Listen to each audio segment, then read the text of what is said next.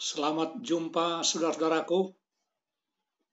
Kami dari Maranatha's Hope, Pengharapan Maranatha, menyampaikan satu pelajaran firman Tuhan yang berjudul Mengasihi Tuhan Allahmu. Sabtu 23 Oktober 2021. Nas Alkitab kita terdapat dalam Ulangan 6 ayat 5. Kasihilah Tuhan Allahmu dengan segenap hatimu dan dengan segenap jiwamu dan dengan segenap kekuatanmu. Saudaraku, kasih adalah hukum utama bagi orang percaya. Dikatakan di dalam firman Tuhan 1 Yohanes 4 ayat 7 dan 8. Sebab kasih itu berasal dari Allah, dan setiap orang yang mengasihi lahir dari Allah dan mengenal Allah. Barang siapa tidak mengasihi, ia tidak mengenal Allah, sebab Allah adalah kasih. Saudara-saudara, perihal kasih ini, Tuhan Yesus menyampaikan satu pesan yang penting dan sekaligus perintah yang harus kita taati, yaitu mengasihi Tuhan dan juga mengasihi sesama kita. Bahkan di dalam Perjanjian Lama, pesan ini sudah disampaikan. Kita baca di dalam Ulangan pasal 6 ayat 5 sampai dengan ayat 9. Kasihilah Tuhan Allahmu dengan segenap hatimu dan dengan segenap jiwamu dan dengan segenap kekuatanmu. Apa yang kuperintahkan kepadamu pada hari ini haruslah engkau perhatikan.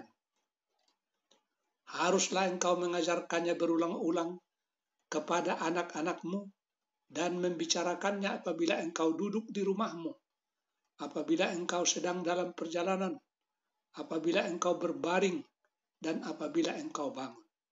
Haruslah juga engkau mengikatkannya sebagai tanda pada tanganmu, dan haruslah itu menjadi lambang di dahimu. Dan haruslah engkau menuliskannya pada tiang pintu rumahmu dan pada pintu gerbangmu.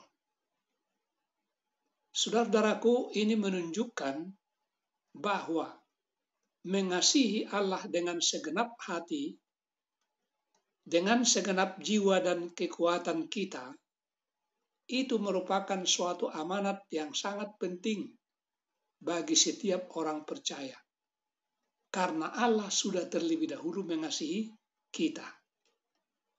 Dalam agama Yahudi, salah satu doa yang paling penting diambil dari Ulangan pasal 6. Doa ini dikenal dengan istilah Shema, dari akar kata sama, yang berarti mendengar. Dalam bahasa Inggris disebutkan to listen, atau menurut.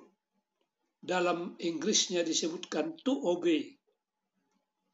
Satu kata yang muncul berulang-ulang, bukan hanya pada kitab Ulangan, tetapi juga pada keseluruhan kitab Perjanjian Lama. Bagian pertama dari Shema itu dibaca sebagai berikut. Shema Yisrael Adonai Elohenu Adonai Ehad, yang artinya, dengarlah hai Israel, Tuhan itu Allah kita, Tuhan itu Esa. Inilah yang tertulis di dalam Ulangan pasal 6 ayat 4. Saudaraku, sering sekali ketika orang-orang Yahudi mengucapkan doa ini, mereka menutup mata mereka. Dan ini merupakan satu ide supaya tidak ada satupun yang mengganggu mereka ketika mereka sedang memikirkan tentang Allah. Bagian pertama dari Shema itu dianggap sebagai satu penegasan akan sifat monoteis dari Tuhan Allah kita, atau Adonai Elohenu. Dan kesetiaan bangsa Israel hanya kepadanya dan bukan kepada Allah lain. Tanda kutip Allahnya adalah huruf kecil, Allah lain. Dalam kenyataannya, ungkapan ini juga bisa dibaca, Tuhan itu adalah Allah kita. Nah, satu baris ini adalah bagian dari pembicaraan pertama yang Musa telah berikan kepada anak-anak Israel pada saat mereka akan memasuki tanah perjanjian yang merupakan sebuah ungkapan, sebuah ekspresi yang penuh kuasa tentang kebenaran. Ini adalah menjadi prinsip yang membedakan mereka, yang menjadikan mereka sebagai umat yang suci dari yang lain. Ini tentu tertulis dalam Ulangan pasal 6 ayat 1 sampai dengan ayat 2. Nah, saudara-saudaraku, mungkinkah benar bahwa jika Israel dengan hati-hati mengikuti 10 perintah Allah yang baru saja diulangi kepada mereka dalam Ulangan pasal 5, semuanya akan membuat mereka baik-baik saja dan mereka akan menjadi bangsa yang kuat? Perlu kita ketahui ada 2 prinsip besar yang terkandung dalam hukum Allah, yaitu untuk mengasihi Allah dan untuk mengasihi sesama kita. 4 yang pertama berbicara tentang bagaimana kita harus mengasihi Tuhan, sedangkan 6 yang terakhir berbicara tentang bagaimana kita harus mengasihi sesama kita. Jika kita benar-benar mencintai Allah dengan segenap hati dan jiwa kita, dan mencintai atau mengasihi sesama kita seperti diri kita sendiri, apakah itu akan menyelesaikan masalah di dunia kita saat ini? Jawabnya adalah iya. Mari kita lihat, saudara-saudaraku, bahagian yang pertama, yaitu mengasihi Allah. To love God. Bila mana kita baca Ulangan pasal 6 ayat 5 dikatakan demikian. Kasihilah Tuhan Allahmu dengan segenap hatimu dan dengan segenap jiwamu dan dengan segenap kekuatanmu. Di sini, di tengah-tengah hukum dan di tengah-tengah semua amaran-amaran, umat Israel dipanggil untuk mengasihi Allah dan untuk melakukannya. Dan haruslah dengan segenap hati, segenap jiwa, dan segenap kekuatanmu. Mengasihi Allah dengan segenap hati dan jiwa dan kekuatan itu berarti bahwa kasih kita kepadanya haruslah jauh melebihi kasih kita kepada segala sesuatu dan dengan siapapun juga. Tapi ada masalah. Bisakah Anda memerintahkan seseorang untuk mengasihi? Dalam bahasa Ibrani kata milikmu untuk Tuhanmu di sini, untuk hatimu, kekuatanmu, adalah dalam bentuk tunggal. Mengasihi bukanlah sesuatu yang kita lakukan sebagai sebuah kelompok atau sebuah grup. Jika setiap individu dalam kelompok atau grup tidak mengasihi secara individual, kelompok tersebut tidaklah mengasihi. Saudara-saudaraku, Tuhan menginginkan kita harus setia kepadanya secara individu. Dan fondasi dari kesetiaan itu haruslah kasih kita kepadanya dengan segala apa yang kita punyai. Nah, bagian utama dari pelajaran kita minggu ini atau pada kesempatan ini membahas pertanyaan tentang apa yang dimaksud dengan istilah takut akan Allah. Mereka diperintahkan untuk takut akan Allah. Dalam bahasa Yunani dari Perjanjian Baru ada 4 kata untuk kasih, untuk cinta. Yang pertama, philia. Ini berarti cinta persaudaraan atau cinta keluarga. Yang kedua, epitumia. Ini berarti gairah, passion, atau nafsu. Bisa berarti cinta atau bisa juga berarti benci dalam keadaan tertentu. Yang ketiga adalah eros, berarti cinta seksual. Dan yang keempat agape, ini berarti cinta yang berprinsip. Oh, itu tentu saja adalah bahasa Yunani. Cinta berprinsip berarti mencintai sesuatu atau mencintai atau mengasihi seseorang karena itu adalah hal yang benar untuk dilakukan. Itu berarti memperlakukan mereka seolah-olah mereka berharga. Nah, kita masuk kepada bagian yang kedua dalam pembahasan kita saat ini, yaitu takut akan Allah, to fear God. Kita baca di dalam Ulangan pasal 6 ayat 2 dikatakan di sini, supaya seumur hidupmu engkau dan anak cucumu takut akan Tuhan Allahmu dan berpegang pada segala ketetapan dan perintahnya yang kusampaikan kepadamu, dan supaya lanjut umurmu. Saudara-saudaraku, takut dalam Kamus Besar Bahasa Indonesia berarti merasa gentar atau merasa ngeri menghadapi sesuatu yang dianggap akan mendatangkan bencana. Takut juga dimaknai takwa, segan dan hormat kepada Allah. Nah, saudara-saudaraku, berdasarkan ayat firman Tuhan ini, kita mendapati bahwa Allah berfirman kepada Musa agar ia menyampaikan firman-Nya kepada orang-orang Israel pada zaman itu, kepada kita, dan juga kepada semua orang percaya dari zaman ke zaman, yaitu agar supaya mereka dan agar kita, agar anak cucu mereka dan anak cucu kita selalu takut akan Tuhan Allah kita di sepanjang umur hidup kita. Terjemahan bahasa Inggris dari kata Ibrani untuk takut itu dapat berarti semuanya, mulai dari kehormatan atau rasa hormat hingga rasa takut yang mengerikan. Ini adalah batasan dalam bahasa Ibrani dari naskah kuno. Berdasarkan konteks di mana kata itu digunakan, maka seseorang haruslah memutuskan apa artinya dalam penggunaannya. Saudara-saudaraku, takut kepada Allah dapat diartikan sebagai gabungan hormat, kasih, kagum, dan takjub. Itulah mestinya sikap kita kepada Dia, kepada Allah. Bila direnungkan, sikap takut kepada Allah menolong dan memotivasi kita untuk taat dan setia kepada Dia. Kita memuliakan dan mengagungkan Dia.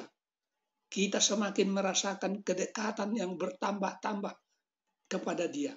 Inilah hal yang penting.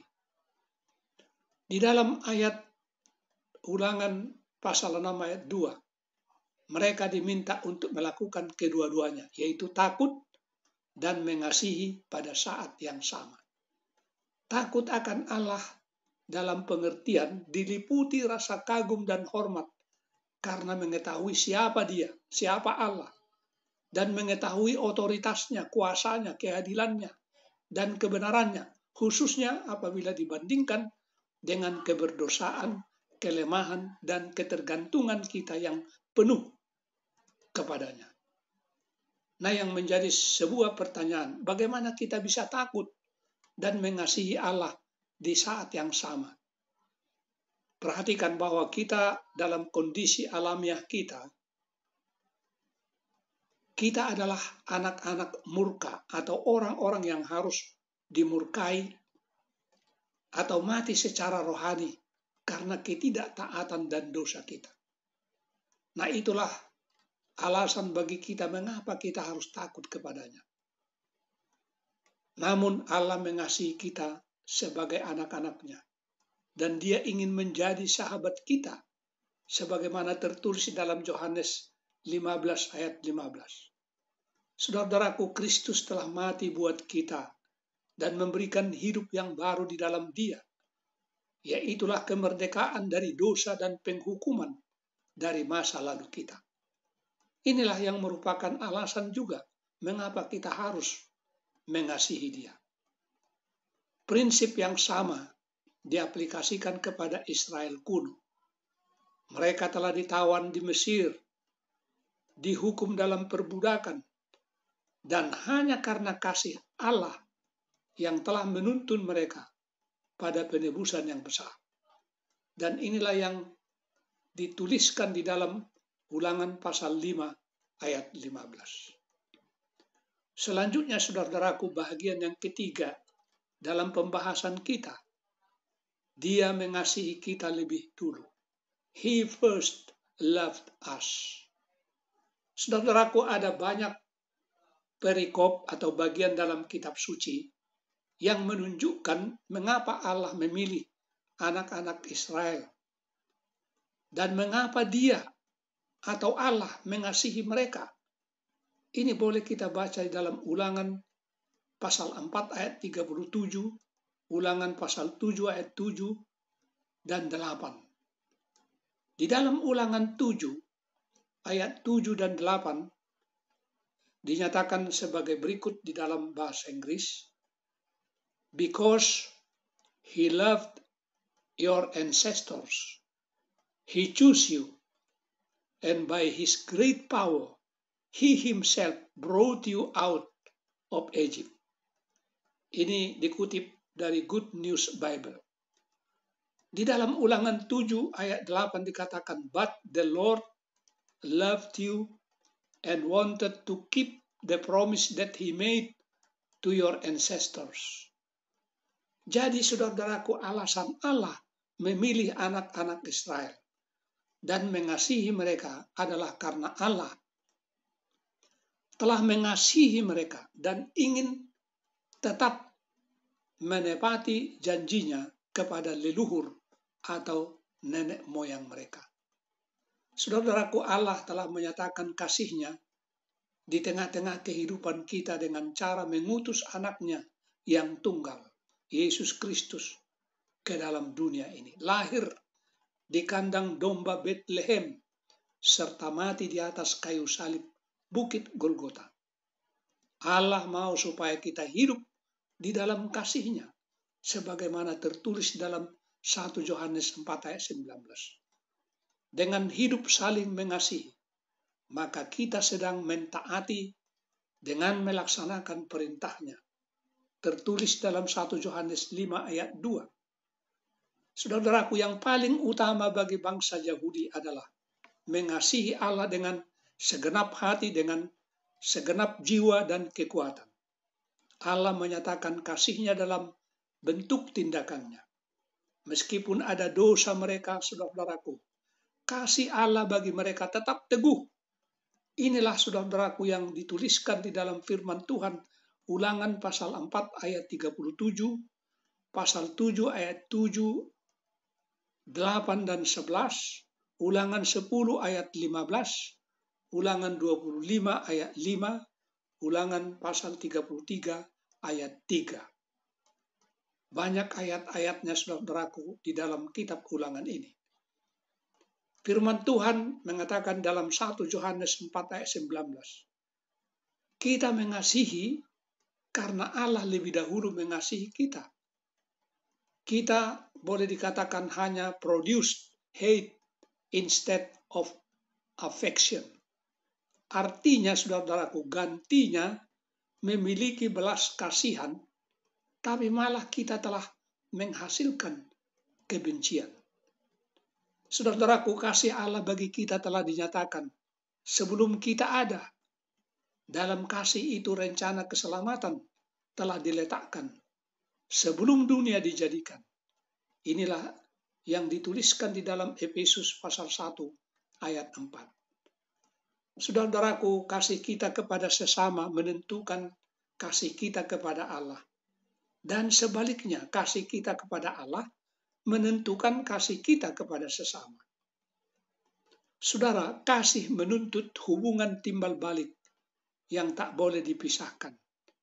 Memisahkan satu dengan yang lain, itu menjadikan kasih itu tidak berarti. Apalagi memisahkan diri dari Allah sebagai sumber kasih. Kita harus mengasihi karena Allah sudah lebih dahulu mengasihi kita. Kita tiba kepada bagian yang keempat. Jika kamu mengasihi aku, turutilah segala perintahku. Saudara-saudaraku, secara bangsa, Israel dipanggil untuk mengasihi Allah. untuk membuat pilihan, yaitu untuk mengasihi Allah. Menunjukkan kasih itu melalui penurutan mereka. Inilah yang disebutkan dan dituliskan dalam 1 Yohanes pasal 5 ayat 3, Yohanes 14 ayat 15. Penurutan kepada Allah adalah penurutan pada hukumnya, termasuk di dalam hal ini perintah keempat tentang pemeliharaan hari Sabat, yang sama-sama menghabiskan waktu dengan Allah, sama dengan yang 9 lagi. Jadi kasih Allah menuntut tindakan di pihak kita. Perhatikanlah saudara-saudaraku bagian-bagian dalam ayat-ayat di Ulangan pasal 5 ayat 10, Ulangan 7 ayat 9 sampai dengan 10, Ulangan 10 ayat 12 sampai 13, Ulangan 11 ayat 1, yang menuntut tindakan dari kita. Saudara-saudaraku, ketaatan kepada Allah harus menjadi respons alami terhadap kasih-Nya bagi kita. Saudara-saudaraku, perintah Sabat, yaitu memelihara hukum keempat, tidaklah membuat seseorang menjadi lebih legalistik dibandingkan memelihara hukum ke-9 lainnya. Tidaklah legalistik jika seseorang memiliki hubungan yang benar dengan Allah sendiri. Coba bayangkan cerita apa yang diceritakan generasi tua orang Israel kepada anak-anak mereka di tahun-tahun mereka mengembara di padang gurun, tentang bagaimana rasanya menjadi budak di Mesir. Mereka telah ditebus oleh Allah. Jika Allah telah membawa Anda keluar dari situasi itu, tidakkah Anda ingin mengasihi Dia? Sekarang mereka akan memberikan respons melalui menuruti perintahnya dengan setia. Yang berikut, bahagian yang kelima, hukum yang terutama. The first commandment. Pada suatu kali ada salah seorang ahli Taurat yang bertanya kepada Yesus, manakah yang merupakan perintah terbesar atau yang terutama dari semua hukum Allah itu? Di dalam Markus 12 ayat 28, hukum manakah yang paling utama? Jawaban Yesus adalah merujuk kepada Ulangan 6 ayat 4. Dengarlah hai Israel, Tuhan itu Allah kita, Tuhan itu Esa. Kita baca dalam Markus 12 ayat 29. Jawab Yesus, hukum yang terutama ialah Tuhan Allah kita, Tuhan itu Esa. Selanjutnya di dalam ayat 30, kasihilah Tuhan Allahmu dengan segenap hatimu, dan dengan segenap jiwamu, dan dengan segenap kekuatanmu. Saudara-saudaraku, mereka dipanggil mengasihi Allah, mengasihi Tuhan yang terutama. Nah, salah satu pertanyaan yang terkadang diajukan adalah, bagaimana Anda bisa mencintai Allah yang belum pernah Anda lihat? Kita menghirup udara yang dapat kita rasakan, tetapi tidak dapat kita lihat. Kita percaya pada gravitasi, dan kita dapat merasakannya, meskipun kita tidak dapat melihatnya. Seharusnya, saudara-saudaraku, tidak terlalu sulit bagi kita untuk memahami bahwa kita perlu mengasihi Allah meskipun kita belum pernah melihatnya. Dari tulisan seorang hamba Tuhan yang diilhami mengatakan di dalam Alfa dan Omega jilid 8 halaman 687, hamba Tuhan Ellen G. White mengatakan bahwa pencipta segala dunia telah mengesampingkan kemuliaannya, merendahkan dirinya menjadi manusia. Siapakah itu, saudaraku? Dia adalah Yesus Kristus. Allah kita kenal di dalam Yesus. Dia adalah Allah yang kelihatan. Jadi, tidak sulit bagi kita untuk apa? untuk mengasihi Allah. Saudaraku, kasihilah Tuhan Allahmu. Biarlah pelajaran firman Tuhan ini menjadi berkat dan kekuatan buat kita semua. Amin.